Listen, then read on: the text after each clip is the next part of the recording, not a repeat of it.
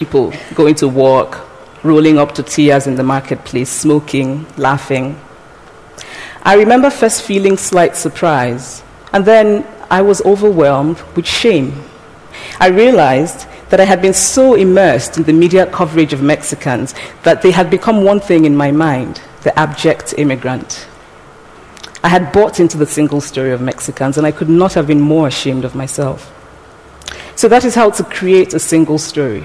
Show a people as one thing, as only one thing, over and over again, and that is what they become. It is impossible to talk about the single story without talking about power. There is a word, an Igbo word, that I think about whenever I think about the power structures of the world, and it is nkali. It's a noun that loosely translates to be greater than another.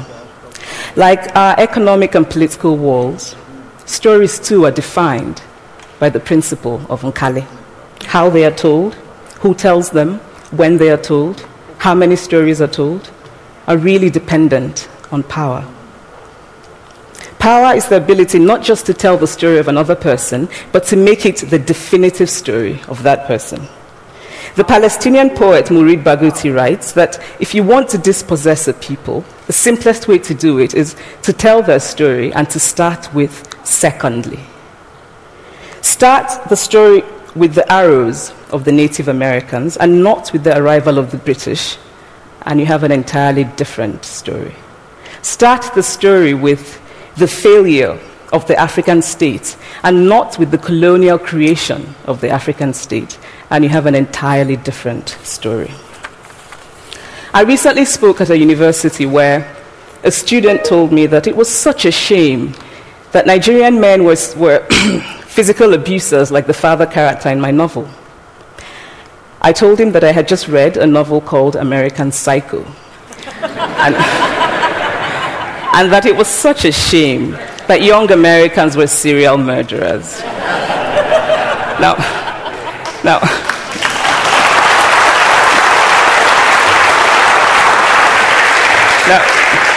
Now, obviously, I said this in a fit of mild irritation, but it would never have occurred to me to think that just because I had read a novel in which a character was a serial killer, that he was somehow representative of all Americans.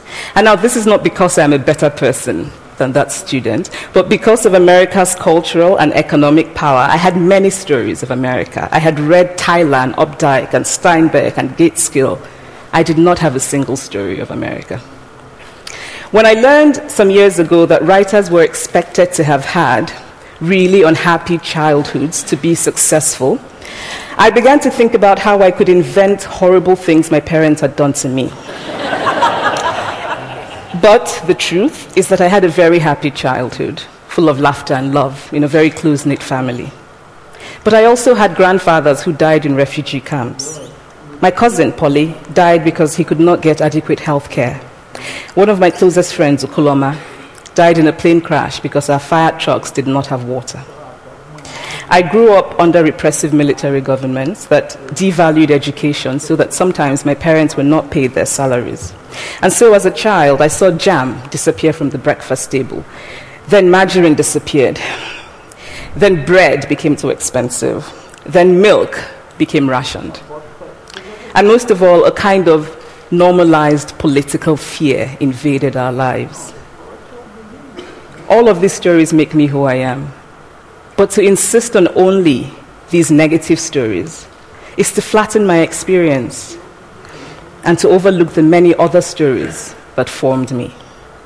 The single story creates stereotypes, and the problem with stereotypes is not that they are untrue, but that they are incomplete. They make one story become the only story.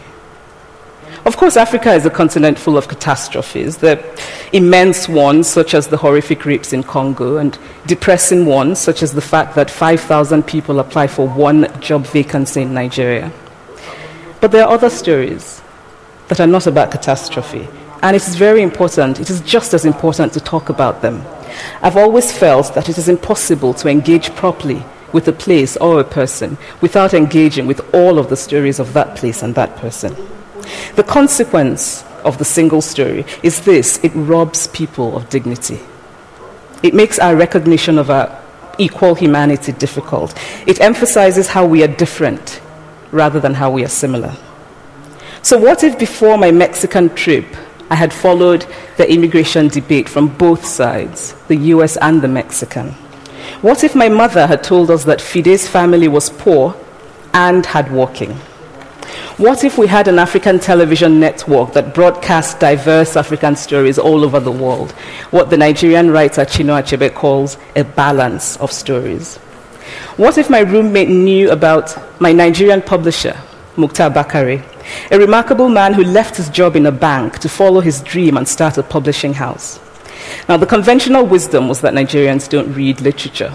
He disagreed. He felt that people who could read would read if you made literature affordable and available to them.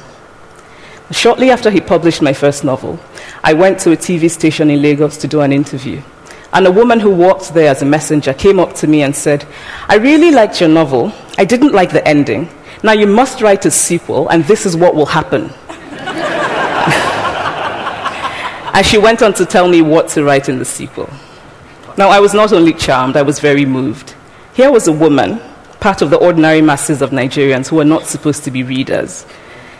She had not only read the book, but she had taken ownership of it and felt justified in telling me what to write in the sequel.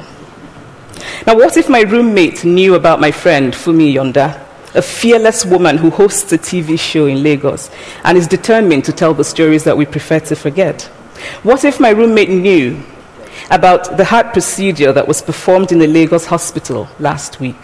What if my roommate knew about contemporary Nigerian music, talented people singing in English and Pidgin and Igbo and Yoruba and Ijo, mixing influences from Jay-Z to Fela to Bob Marley to their grandfathers?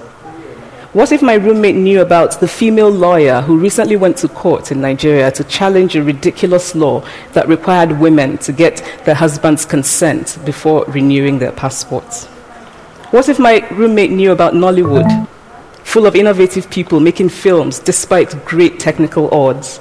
Films so popular that they really are the best example of Nigerians consuming what they produce. What if my roommate knew about my wonderfully ambitious hair braider who has just started her own business selling hair extensions? Or about the millions of other Nigerians who start businesses and sometimes fail, but continue to nurse ambition? Every time I am home, I am confronted with the usual sources of irritation for most Nigerians: our failed infrastructure, our failed government, but also by the incredible resilience of people who thrive despite the government rather than because of it. I teach writing workshops in Lagos every summer, and it is amazing to me how many people apply, how many people are eager to write, to tell stories. My Nigerian publisher and I have just started a non-profit called Farafina Trust, and we have big dreams of building libraries and refurbishing libraries that already exist and providing books for state schools that don't have anything in their libraries, and also of organizing lots and lots of workshops on reading and writing for all the people who are eager to tell our many stories. Stories matter. Many stories matter. Stories have been used to dispossess and to malign, but stories can also be used to empower and to humanize.